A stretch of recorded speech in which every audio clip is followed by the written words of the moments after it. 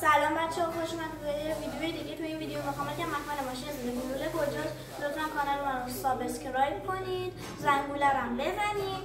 هر ویدیوی خواستید من میذارم، چالشی، بازی، هر چیزی.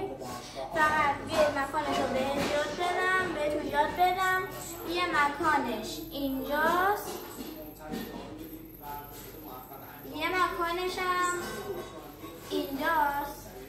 و من بودم اینو میرفتم، این اولیه، چون دومیه چیزه میریزن سرتون. بعد اون مرحله که تلوت میده یه هواپیمای بزرگ و سقوط میده رو حتما رفته باشید وگرنه نمیاره. ویدیو رو کات میکنم تا بچه ها من رسیدم و ویدیو رو کات کردم برای که ویدیو طولانی نشه. من بودم اینجا رو میام که مطمئنم خیلی یادتون رفت.